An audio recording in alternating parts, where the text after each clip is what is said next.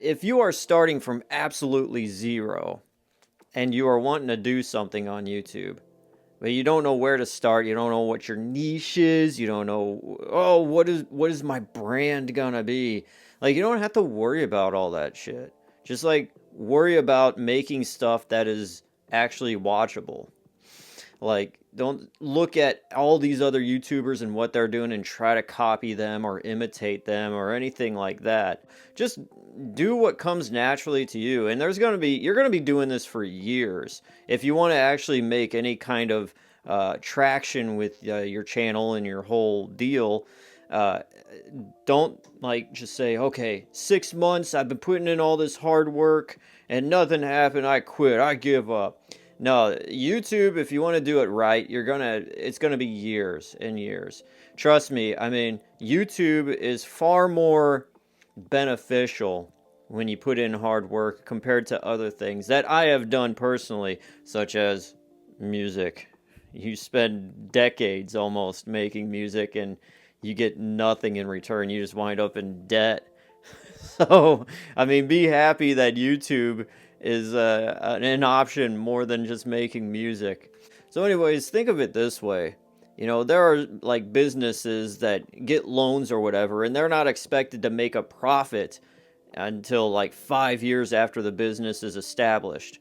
So for you to establish your YouTube channel and nothing happens for like 6 months and then give up, like no, have that mindset 5 years at least. Now, my channel, I didn't reach 1,000 subscribers until 2.5 years, 3 years in. 2 years in, I was just like, I wasn't even trying. I will admit, I wasn't trying that hard. I was using the YouTube channel as a byproduct for the podcast that I was doing. But I mean, it's still alive, but I don't update it because YouTube actually became the thing. It's weird how that works. I was going hard with a podcast, but YouTube that I saw as just something, I'll just slap some videos up that tied to the podcast actually grew more. So, life works in mysterious ways. That's how the world works too.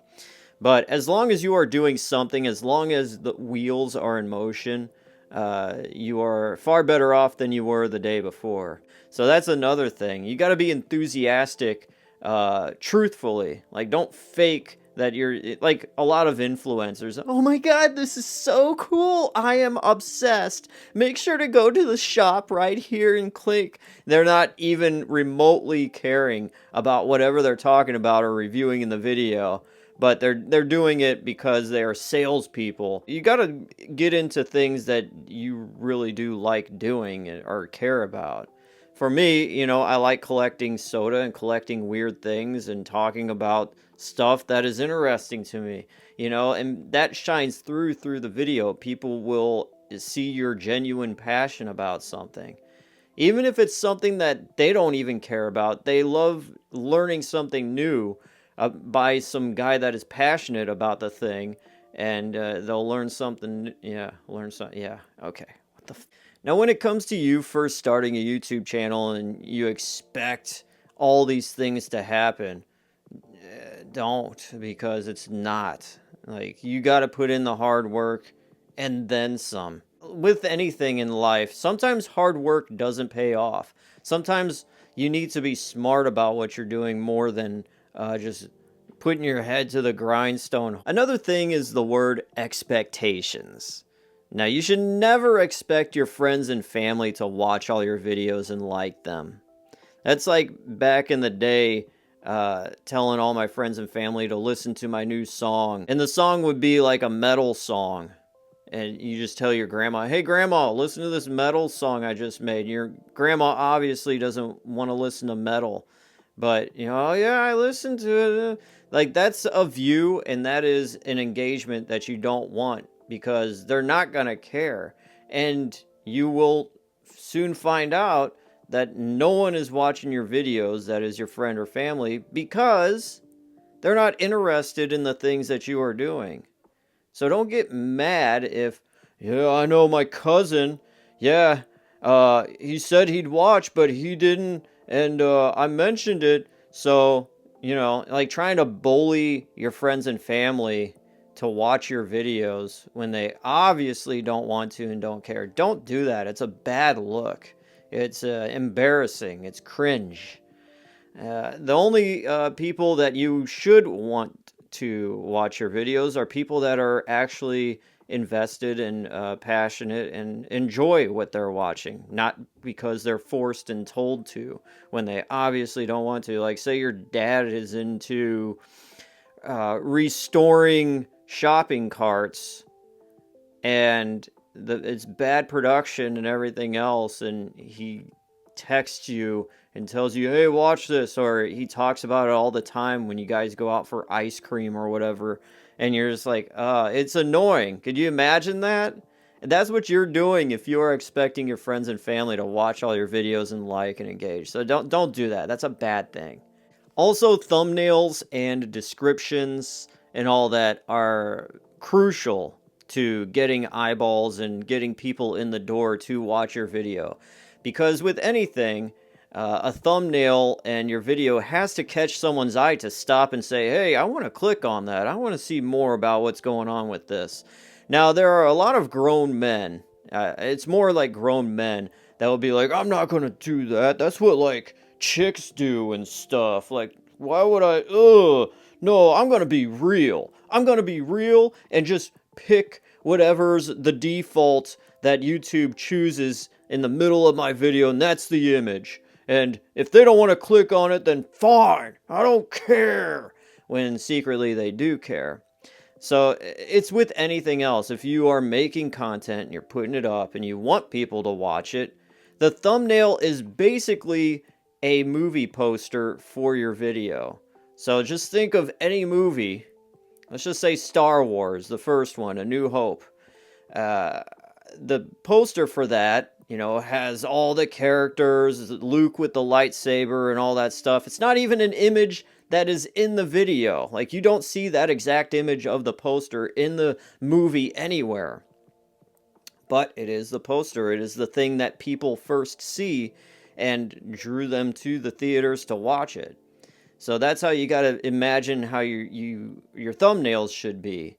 Because if, say, Star Wars 1977 just chose some random cutscene of Uncle Owen, and that they use that for the poster, people will be like, what the hell is this? Why should I care? This is boring. That looks like it sucks. So that's basically what you're doing if you let YouTube just choose a random image in your video as a thumbnail, and you think you're too good to fancy up your thumbnails. So yeah, thumbnails are very important. Descriptions, you should always write something in there. Just even if it's just the title of your video, just copy and paste the title in there, but put in a couple hashtags as well. It helps your video get found slightly, just a little bit. I mean, I've noticed that it doesn't, help too much, but it's something. Now, there are a lot of channels on YouTube that basically their whole thing, their whole niche is giving YouTuber advice. And I've gone down that rabbit hole and I've listened to them and taken their advice and blah, blah, blah. It's always changing. 10 top ways to win in the algorithm for 2025. Oh, this is what you need to do at this time and this time and this time. Post the videos on this day and this day and this day, and when people are engaged. Listen, I've posted my videos at all different times of the day, and it doesn't really matter. The thing that really does matter is if your video is good and if it's packaged properly with the right thumbnail and description. That's all that really should and does matter. And like I said, all those YouTuber guru, how to grow your channel in 10 days kind of channels and videos, it is a lot of snake oil. And it really just does boil down to, if your video is good enough, people are going to be watching it and blah, blah, blah. Now, granted, YouTube is oversaturated with people that make videos and content and everything else. Like it's staggering almost how many channels are out there. There is a lot of competition. So you may make a really awesome video, you spend all your time on it and you put it out there and nothing happens. That happens regularly with me. I think every video I put out is fire. I at least try to, because I ain't just going to put out sludge. You know, I always want to make sure there's at least some kind of glimmer of something cool in the video. But, you know, a lot of them aren't hits. And I forget who says it, but even back then, maybe it was even Shakespeare or something. Regardless if you're a musician or a painter or whatever, in the grand scheme of things, only 10% of your work, your whole catalog, will be recognized and, praised and celebrated. And the other 90%, people don't even know it exists. That's just how it is. So you got to realize that 90% of whatever you put out isn't going to be a hit. But you got to keep going. You got to keep swinging that bat. And at one point or another, the bat and the ball will connect and you will get that home run. So to have expectations where every video is 1,000 plays or more, or every video is 1,000,000 plays or more, or whatever your goal is, it's gonna break your heart. Your heart will be broken putting out these videos that you think are good and they just flop. Now, the beauty of it is those videos are up forever. It's not like they just disappear. And some videos, it may take a year, 6 months for it to actually pick up and, be a flat line. Then all of a sudden, out of nowhere, something is trending that is relating to that dead video. And then boom, boom, boom, boom, boom. I saw with the the McDonald's documentary. I released it in November of 2021. And it got like a few views here and there, but nothing really happened until next year in April or May of 2022. So, anything is possible, anything could happen. It's just that's how YouTube is and how the world works. So you can't keep beating yourself up and checking YouTube Studio every second. Did I get a new subscriber? Is there another like? Is there another view on this video? That's going to drive you nuts. And the last thing I want to tell you is there are a lot of times when I will review something that I am thoroughly enthusiastic and wanting to review, but I am dead tired. Because I do have a life outside of YouTube. I'm not just sitting in this room all day and get, 12 hours of sleep and roll over and just this is all I do all day. I am very active outside of this and I am worn out by the end of the day. So when I have the sliver of time to actually record a video, I may not be chipper enough to make the video. But you don't have to put on this fake facade and be like, hey guys, yeah, let's try it. Be authentic, So some people will say, oh, I don't have the energy for it. I just don't feel like it. No, do it. Set up the lights. You can still be tired. Do the video.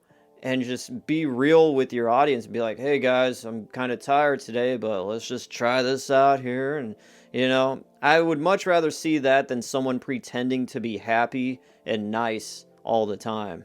So, that's just what I do. But I know a lot of people are very, hey guys, let's review this. Woo!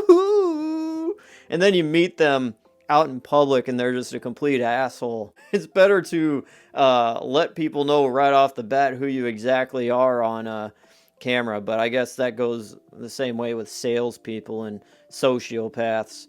But yeah, anyways, there you guys go. That is my few YouTube tips I could think of off the top of my noggin.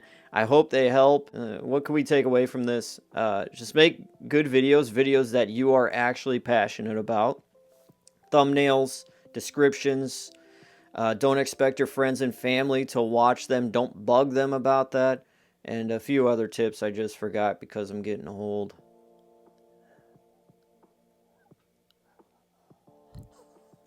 All right. Peace out. I'm DJ Glowing Eyes. Bye bye, guys. Have a good one. All right. All right.